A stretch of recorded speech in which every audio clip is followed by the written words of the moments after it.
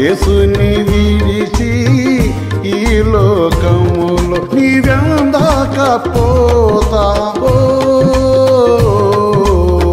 జీవమైన మార్గము యేసయ్యేగా శాంతితోనే నడిపించేది యేసు మార్గము ఎందాకపోతావో మనసా యేసుని విడిచి ఈ లోకములో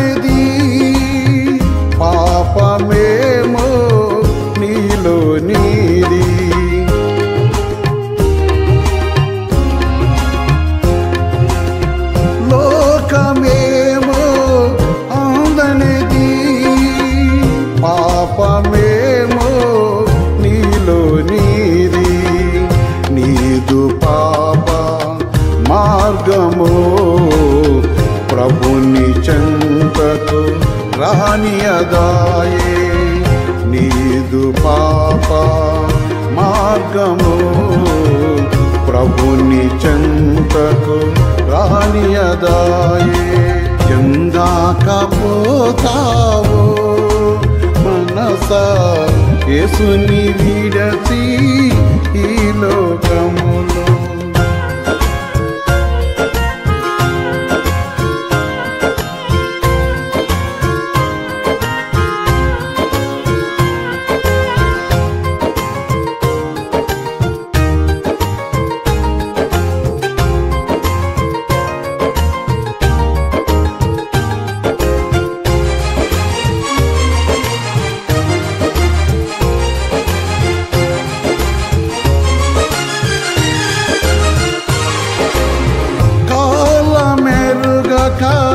విలువైన జీవితం నీదు కోకెతో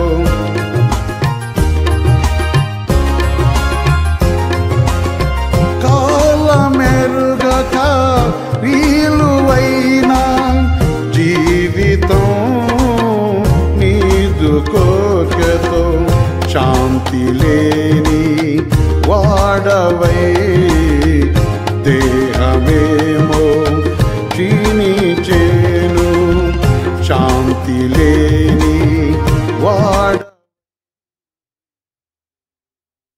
ఆయన పరిశుద్ధమైన నామములో జ్ఞాపకం చేసుకొని ఆయన కనికరమును కటాక్షం దయచేసి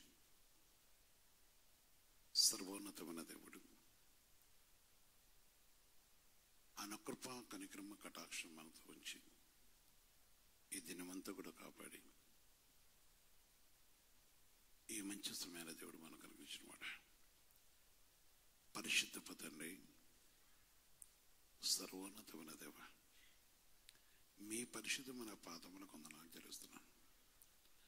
మీ కృప ప్రేమ కనుక పెట్టి మీ దయ కనుక ప్రకాశించి ఇదిగో తండ్రి ఈ మంచి సమయాన్ని బట్టి మీరు మావిలో చూపిన ప్రేమకే వందనాలు.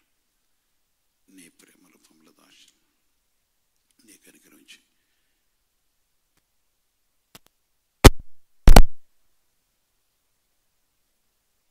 మమ్మల్ని బలపరచమని యేసుక్రీస్తు నామమున ప్రార్థించి వేడుకొస్తున్నాను తండ్రి.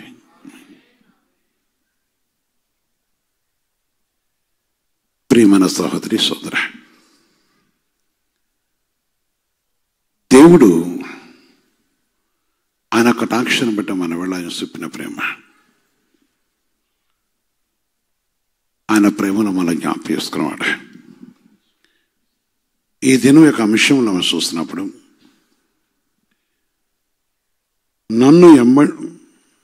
నా ఎమ్మట రండి అన్నాడు ఆయన. నా ఎమ్మట రండి. నాడు నేడు ఎక్కడెత్తుకున్న తండ్రి దేవుని వాక్యంలో మనం చూస్తున్నప్పుడు మత్తయి సువార్త 4:20 చూసాం. 19-20 చూస్తే దేవుని వాక్యం జరుగుతుంది. మత్తయి సువార్త 4:19-20 చూసిన వాక్యం జరుగుతుంది. ఆమేన్, ఆమేన్. ఆయన నా ఎమ్మట రండి, నేను మిమ్మలను మనుషులను పట్టే జాలరుగా చేతునని వారితో చెప్పిన. నేను మిమ్మలను మనుషుల పట్ల జాలరుగాను చేతునని వారితో చెప్పాను. ప్రియ సహోదరి సోదర, నా ఎమ్మట రండి, దేవుని మాట వినట. దేవుడి ఈ దినమున మనతో సెలవిచ్చే మాట చాలా, మనము ప్రతి దినము దేవుడు మనతో మాట్లాడుతూ ఉన్నాడు. నా ఎమ్మట రండి అనే మాట ఏదైతే ఉన్నదో, ఆయన మాట వినినప్పుడు ఆయన మాటకు లోబడినప్పుడు, ఆయన మాటను మనం లక్ష్యం ఇచ్చినప్పుడు, ఆయన ఎమ్మట మనం వెళ్ళినప్పుడు జరిగే విషయం, ఎవరైతే దేవుని మాట వింటున్నారో, ఎవరైతే దేవుని మాటకు లోబడుతున్నారో, ఎవరైతే దేవుని మాట యందు లక్ష్యం ఉంచుతున్నారో, నా ఎమ్మట రండి అనే మాట విని అనుసరించేవారు ఆయన వెంబడించినప్పుడు జరిగేదేంటి? దేవుని వాక్యం చరుస్తుంది. ఆయన మాట విన్నప్పుడు దేవుడు ఏ విధంగా జరిగిస్తాడు? ఆదికాండము 6:22 కూడా ఒక మాట చెప్తాడు ఆయన. ఆదికాండం 6:22 చూస్తున్నప్పుడు, నోవహు అట్లు చేశాను అంటే దేవుడు ఏది చెప్పేటో చేశాడు. నోవహు దేవుడు చెప్పినట్టు చేశాడు. ఏం చేశాడు?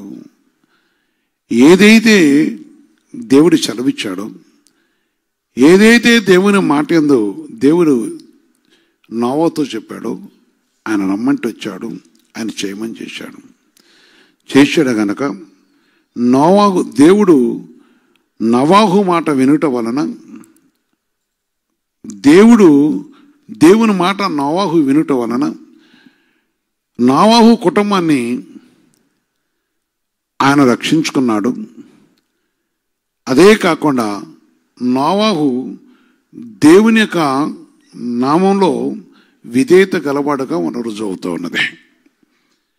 ఇక్కడ వాక్యం వినుట వలన విధేయత, దేవుని మాట కైకొనట, పరిశుద్ధత, దేవుని యొక్క సన్నిధి విషయం మనం జ్ఞాపం చేసుకున్నప్పుడు తండ్రి అని దేవుడు సెలవిస్తున్న మాట.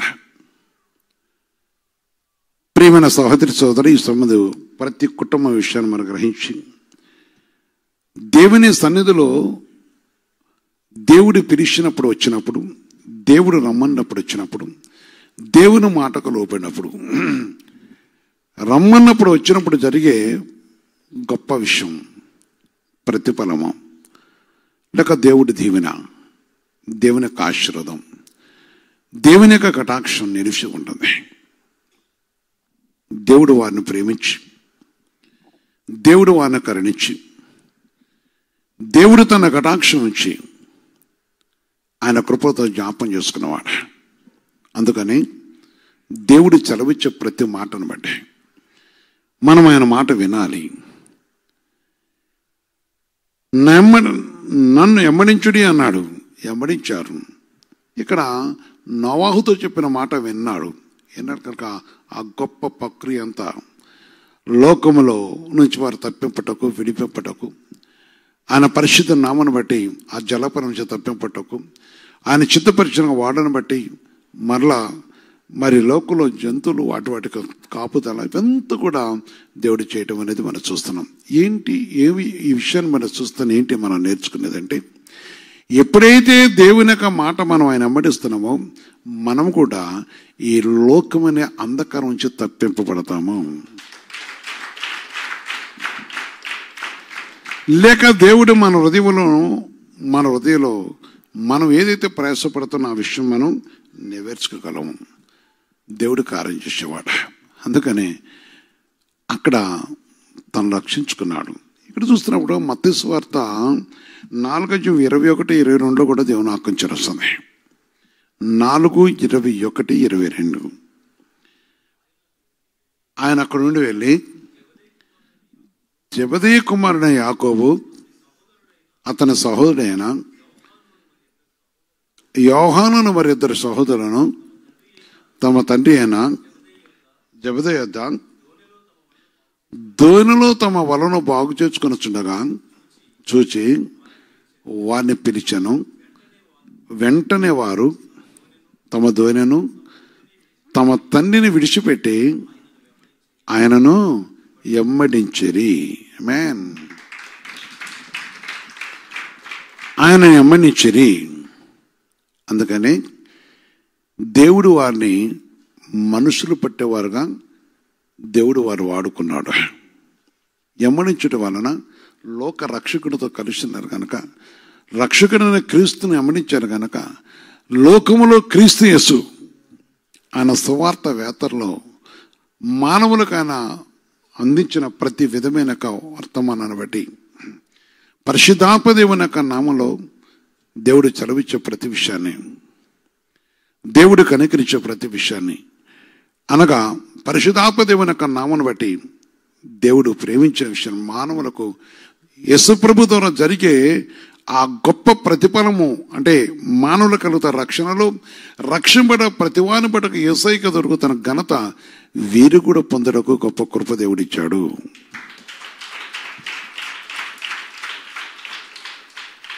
ప్రియమైన సహోదరి సోదర, ఈరోజు దేవుడు చెప్తున్న ఒక మాట బట్టి దేవుడు నిన్ను ప్రేమించి, దేవుని నిన్ను కనికరించి, దేవుడు తన కృపలో నేను జ్ఞాపకం చేసుకొని ఆయన చదివిస్తున్న మాట బట్టి ఆయన పరిశుద్ధుడు, ఆయన సర్వోన్నతమైన దేవుడు, నాడు నేడు ఏకరీతిగా ఉన్న తండ్రి, ఆయన ప్రేమ స్వరూపి, ఆయన ఉద్దేశం, ఆయన నిర్ణయం గొప్పది, ఆయన మహాకృపను బట్టి దేవుడు మనకు కలగజేసిన కటాక్షం గొప్పది, ఆయన సన్నిధి కాంతి గొప్పది. అందుకని తను సెలవిస్తున్న ప్రతి మాటను బట్టి, తను సెలవిస్తున్న ప్రతి వాక్కును బట్టి, జీవంగల దేవుడైన ప్రభువుకు సెలవిస్తున్న ప్రతి మాట గొప్పది. ఈరోజు ఈ కుటుంబ వ్రతం మనం తెలుసుకోవాల్సింది ఎమ్మడించుట. నా ఎమ్మడ రండి అన్నాడు ఆయన. ఆయన మాటని విని అనుసరించి నెమ్మడించినప్పుడు దేవుడు కలగజేస్తుంది, దేవుడు అనుగ్రహించే మహాకటాక్షం, పరిశుద్ధాత్మదేవుడు మన బిడ్డ చూపుతున్న విషయం, ప్రభు నామను బట్టి మన జీవితంలో జరుగుతున్న గొప్ప విషయం.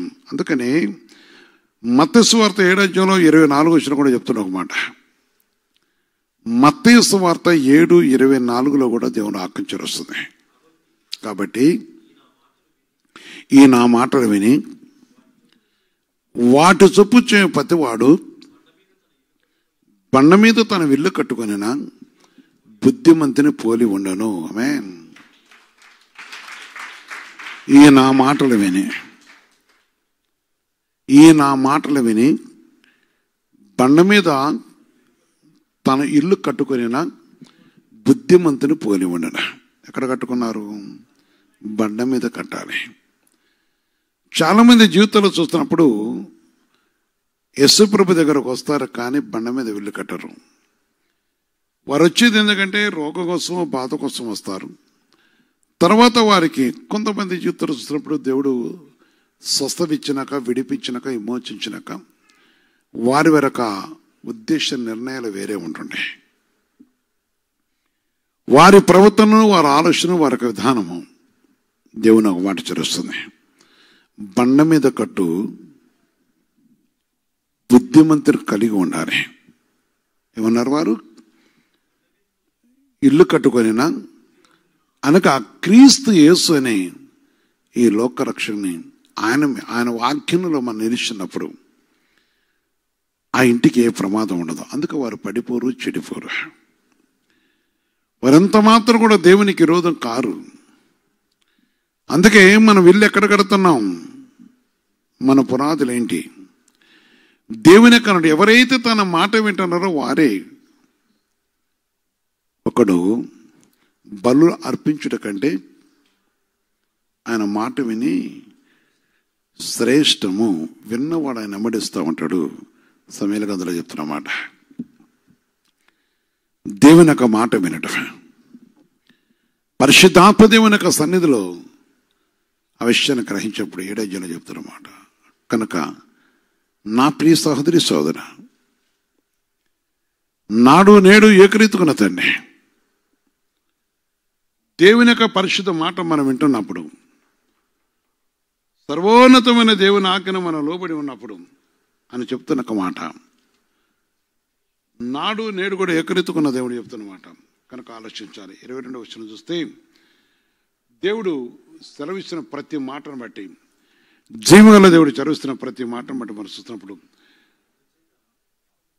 15వ అధ్యాయంలో అందుకు సమయాలు తాను సెలవిచ్చిన ఆజ్ఞ 15 మొదటి సమయాలు గ్రంథము 15 అందుకు సమయాలు తాను సెలవిచ్చిన ఆజ్ఞను ఒకడు గైకొనుట వలన యెహోవా సంతోషించినట్లు ఒకడు దాని వల్లను ఆయన సంతోషించిన ఆలోచించము. కనుక పరిశుద్ధ పద బలులు అర్పించడం కంటే ఆజ్ఞను గైకొనటయు, పొట్టేళ్లకు అర్పించడం కంటే మాట వినటము. అందుకని నమ్మట రండి,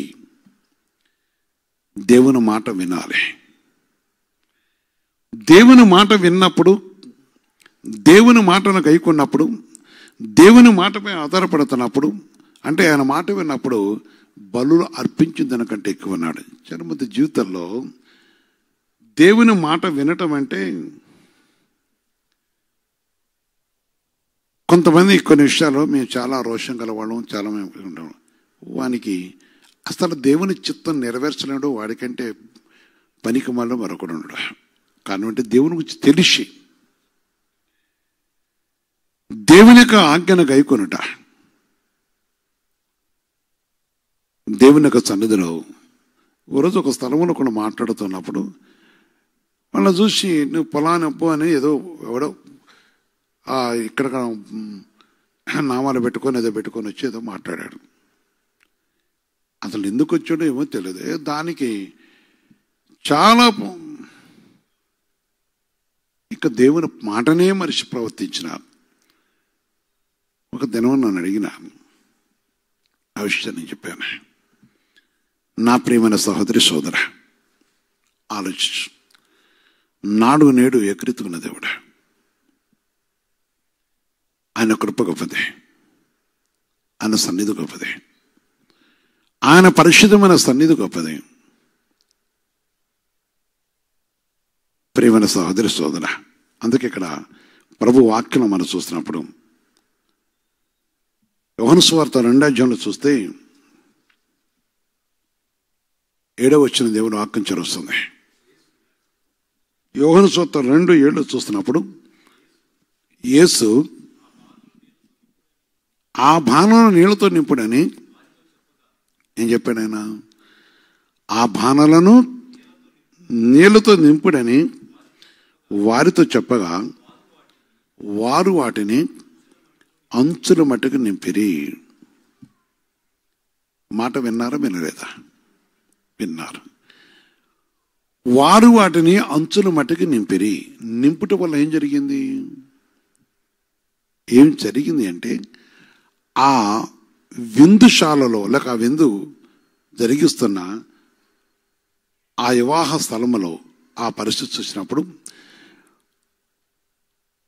అతను వారు సిద్ధపరిచిన దానికంటే గొప్పవి, అంటే రుచికరమైనది సిద్ధపరిచినట్టుగా అతను మంచి పేరును వచ్చింది. అదే కాకుండా అక్కడ ఆయన కొరత తీర్చబడ్డది.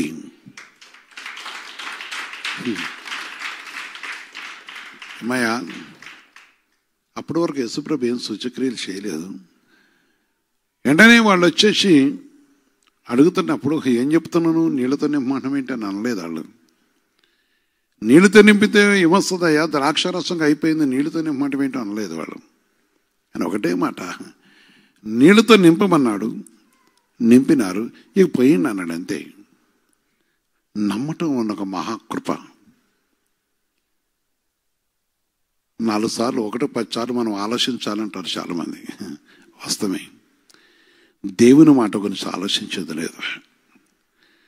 దేవుని మాటపై ఆధారపడటం అనేది దేవుడు తన కృపతో మనకు అనుగ్రహించిన కటాక్షము చాలా గొప్పదే. నా సహోదరి సోదర, దేవుని మాట చాలా విలువైనది. పరిశుద్ధాత్మ దేవుడు మనబడి చూపుతున్న ప్రేమ గొప్పది. ఏదేమైనా సరే ఇక్కడ చలవిస్తున్న మాట బట్టి చూస్తున్నప్పుడు ఒక దైవశక్తిని నెరవేర్చే విషయం, దైవ ఉద్దేశం నెరవేర్చే విషయం. ఒక కుటుంబం దేవునితో ఉన్నదంటే తన మాట వినాలి. ఒక సేవకుడు దేవునితో ఉన్నాను అంటే దేవుని మాట వినాలి. ఒక విషయంలో దేవుడు మనకు కొరత జరిగితే దేవుని మాట వినాలి. ఆయన మాటకు లోబడాలి. అందుకని కుడికి కానీ ఎడకొరి తిరగక అన్నాడు ఆయన. తిరగక ఇక్కడ ఆయనకున్న కొరత తీర్చబడుటే కాకుండా, ఆయనకున్న కొరత తీర్చబడుటే కాకుండా ఆయనకి గొప్ప ఘనత వచ్చింది. కారణం పరిశుద్ధ దేవుడు చదివించిన మాట బట్టి. ప్రేమైన సహోదరి సోదర, ఆలోచించాలి. దేవుడు మనవేళ చూపిన ప్రేమ, దేవుని యొక్క కటాక్షం, ఆయన పరిశుద్ధమైన నామంలో మన యందు ఉంచిన కటాక్షం చాలా గొప్పది. ఆయన ప్రేమ గొప్పది. నాడు నేడు కూడా ఏకెత్తుకున్న దేవుడు. అందుకే తన ప్రేమ గొప్పది, తన కనికరం గొప్పది. సహోదరి సహోదర, ఆ బాణలను నీళ్లతో నింపుడి అన్నాడు. ఈ మాట మనం చూస్తున్నప్పుడు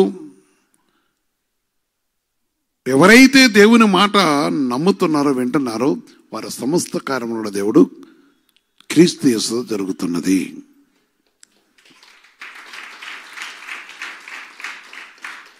రోమీయులకు రాసిన పత్రిక 5:19 చెప్తున్న ఒక మాట.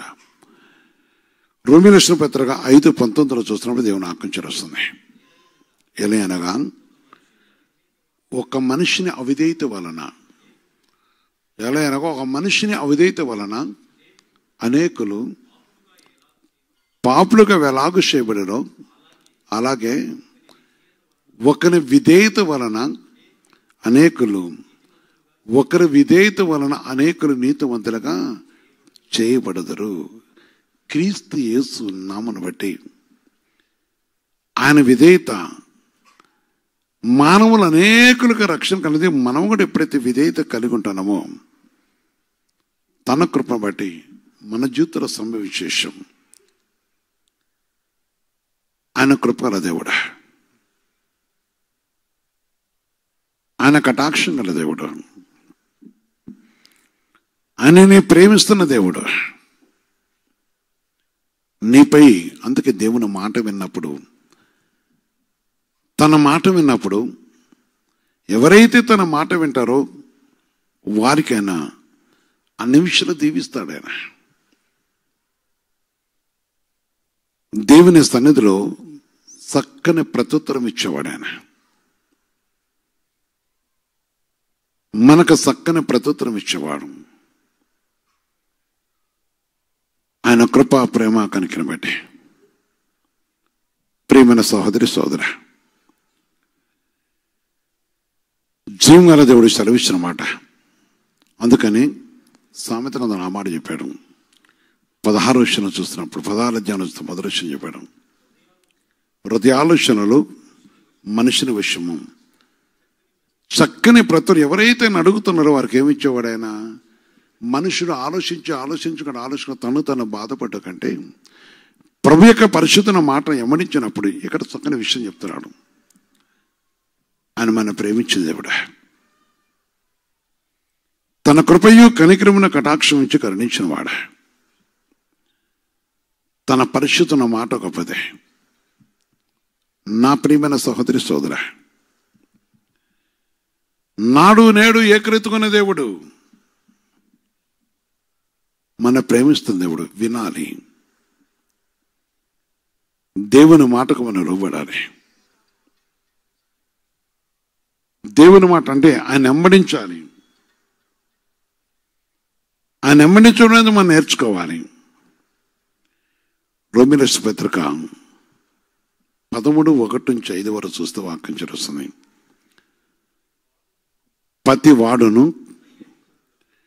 ప్రతి వాడును పై అధికారులకు లోబడి ఉండవలెను. ప్రతి వాడును పై అధికారులకు లోబడి ఉండవలెను. ఏలైనగా దేవుని వలన కలిగిన తప్ప మరి అధికారము లేదు. ఉన్న అధికారములు దేవుని వలన నియమింపబడి ఉన్నవి. కాబట్టి అధికారమును ఎదిరించువాడు దేవుని నియమమును ఎదిరించుచున్నాడు. ఎదిరించువారు తమ మీదికి తామే శిక్ష తెచ్చుకుందరు. కనుక ఇక్కడ వాక్యం చదువుతుంది, లోబడుట, దేవుని మాటకు లోబడటం. పరిశుద్ధాత్మదేవుని యొక్క మాటను మనం అనుసరించి ఈ సర్వోన్నతమైన దేవుని మాట ఏదో మనం లక్షించినప్పుడు, ఆయన వెంబడించుతున్నప్పుడు, ఇక్కడ మొట్టమొదటి మాట ఎన్నో, నన్ను వెంబడించుడి. ఎవరైతే వెంబడిస్తున్నారో, ఎవరైతే తన మాటకు లోబడుతున్నారో, ఎవరైతే తను వెంబడిస్తున్నారో, యేసయ్యను వెంబడిస్తున్నారో, వారిని మనసును పట్టేవారుగా, లేక వారి కుటుంబానికి కావాల్సిన సహాయం చేయడం కోసం ఆదరణ కలగజేసేవాడు. ఆయన మాట విన్నప్పుడు, చాలా సమయంలో సందర్భంలో చూస్తున్నప్పుడు కొందరు కొన్ని విషయాలు చెప్తుంటారు. దేవుని మాటపై ఆధారపడ్డవారు, దేవుని మాట తను వెంబడించేవారు ఉద్దేశంలో, నిర్ణయములు, క్రీస్తు ఆ కుటుంబం దేవునితో ఉండటం అనేది వారి వరక విధేయతను బట్టి మనం తెలుసుకుంటాం. దేవుని యొక్క సన్నిధుల విషయాన్ని మనం గ్రహించగలుగుతుంటాం. దేవుని ఆత్మ చరుస్తుంది. అందుకని వెంబడించాలి. మనుషులు పట్టేవారుగా చూస్తున్నాడు. ఆయన మాట వినినప్పుడు ఆయన మన దుష్టు చిత్రం పడకుండా తప్పిస్తాడు. ఆయన కనికరించేవాడు.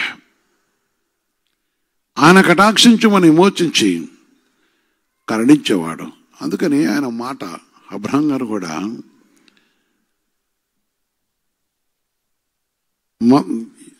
ఆదికాండం మనం చూస్తున్నప్పుడు 12 మొదటి విషయం చెప్తారన్నమాట. యెహోవా నీవు లేచి ఈ దేశము నుండి, నీ దేశము నుండి, నీ బంధువుల యొద్ద నుండి, నీ తండ్రి ఇంటి నుండి బయలుదేరి నేను నీకు చూపించు దేశమునకు వెళ్ళుము. ఆయన వెంటనే బయలుదేరి వెళ్ళిపోయాడు. అంతే. అంటే దేవుని మాట విన్నాడు. ఈరోజు ఆయన మాట వినటం, ఆయన వెంబడించటం వలన దేవుడు చలవిచ్చే మాట. 2 విషయాలు మనం అంటున్నాం. ఆయన పరిశుద్ధంగా అనమాట. ఆయన పరిశుద్ధమైన సన్నిధిలో దేవుడు మన కలకు శిష్యం. అందుకని ఆలోచించండి. పరిశుద్ధ దేవుడు నీకు, నీ కుటుంబానికి సమాధానం కలగజేయాలంటే ఆయన మాట మనం వినాలి. యాకోబు పత్రిక 4:7 కూడా చెప్తారు ఒక మాట. యాకోబు పత్రిక 4:7 చూస్తూ కూడా దేవుని ఆజ్ఞ వస్తుంది. కాబట్టి దేవునికి లోబడి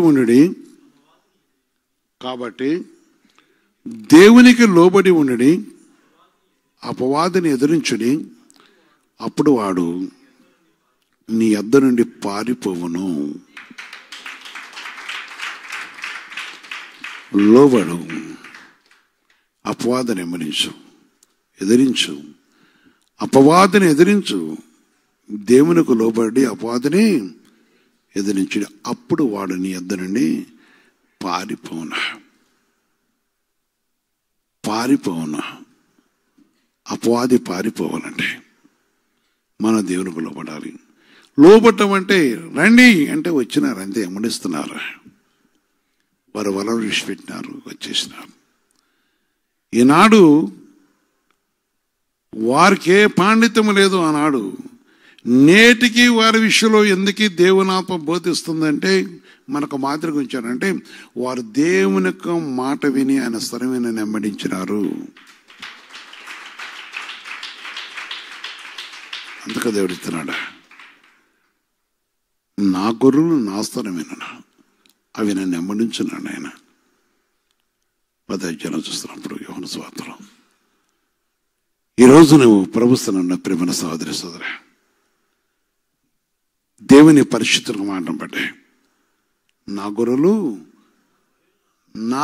నా స్వరమేనను, నేను వాటి వెరుగుదును, అవి నన్ను వెంబడించును. అవి నన్ను వెంబడించును. వెంబడించటం ప్రభు మాటపై ఆధారపడ, పరిశుద్ధాత్మ దేవుని మాటపై ఆధారపడి వెంబడించినప్పుడు కరుణించు దేవుడా, తన కృపా ప్రేమ కనికరం మనతో ఆయన కటాక్షిస్తుంది దేవుడా. నాడు నేడు ఏకరీతుకున్న తండ్రి, ప్రియ సహోదరి సోదర, ప్రభు మాటకు లోపడ్డప్పుడు ఆశీర్వదించే దేవుడా, దీవించే దేవుడు, కనికరించే దేవుడా. ఈరోజు రండి అని పిలుస్తున్నాడు. ఏ కుటుంబమైతే తను ఎమ్మడిస్తుందో, ఏ కుటుంబమైతే తన మాటకు లోబడుతుందో, ఏ యవనస్తులు తన మాటకు లోబడుతున్నారో వారి యొక్క ఉద్దేశములను, వారి యొక్క నిర్ణయములను, వారి కార్యములను సఫలం చేసి నిత్య రాజ్యమునకు వారసులుగా చేసేవాడు యేసయ్య. కానీ ప్రభు చెప్తున్నాడు, దేవునికి లోబడాలి. దేవునికి లోబడప్పుడు ఆయన దీవించు కనుకరించి ఆశ్రయించడు, మోకరించు ప్రార్థన చేద్దాం. ప్రియమైన సహోదరి సోదర,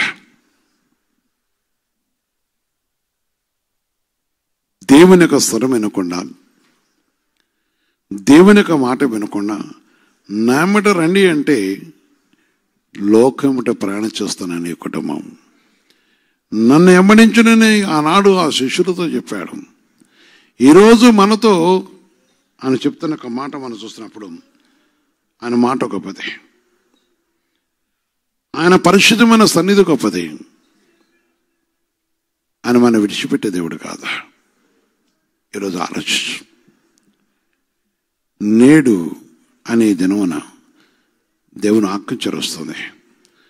నేడున దినము ఈనాడు దావీదు దగ్గర చెప్పబడుతున్న మాట అనగా, నేడు అని ఈ దినమున నీతో నాతో కూడా చెప్తున్నాడు. అడుగుతావా యేసయ్యా, నిన్ను నీ మాట వినలేదు, నిన్ను వెంబడించలేదు.